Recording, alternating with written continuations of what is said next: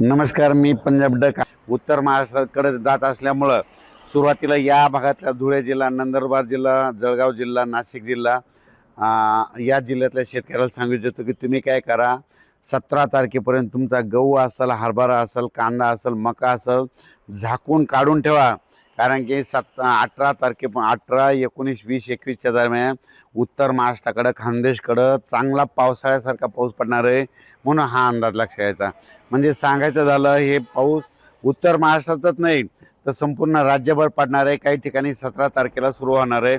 मग 17 तारखेला पाऊस कुठं सुरू होणार आहे तर 17 तारखेला नांदेड जिल्हा, सोलापूर जिल्हा, लातूर जिल्हा, त्याच्यानंतर गडचिरोली, वर्धा, नागपूर, भंडारा, गोंदिया या पट्ट्यामध्ये 17 तारखेला मध्यरात्री सुरू होणार आहे. त्याच्यानंतर 17 तारखेला विदर्भ, पूर्व विदर्भ आणि पश्चिम विदर्भ, वर्धा, नागपूर, भंडारा, गोंदिया, चंद्रपूर, यवतमाळ, वाशिम, हिंगोली, अकोला, बुलढाणा, परभणी ह्या पट्ट्यामध्ये काय होईल, 17 तारखेला मध्यरात्रीपर्यंत पाऊस येणार आहे. म्हणून हा अंदाज लक्षात घ्यायचा.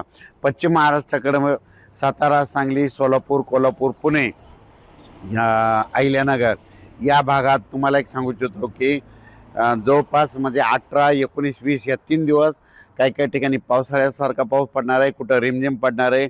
जिथं पाऊस नाही पडला तिथं नुसतं जोराचं वारं देखील सुटणार आहे. म्हणून हा अंदाज सर्व शेतकऱ्यांना लक्षात घ्यायचा. मराठवाड्यात देखील तशीच परिस्थिती राहणार आहे.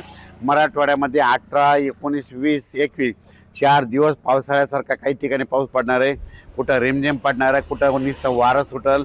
म्हणून हा अंदाज मराठवाड्यातल्या सर्व शेतकऱ्यांना लक्षात घ्यायचा.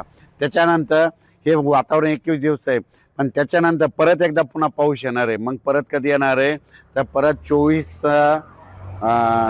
मार्च, 25 मार्च, 26 मार्चच्या दरम्यान परत एकदा पाऊस येणार आहे. पण ते पाऊस मग मराठवाड्यात आणि पश्चिम महाराष्ट्राकडे जास्त राहणार आहे आणि उत्तर महाराष्ट्राकडे जास्त राहणार आहे. म्हणून हा अंदाज लक्षात यायचा.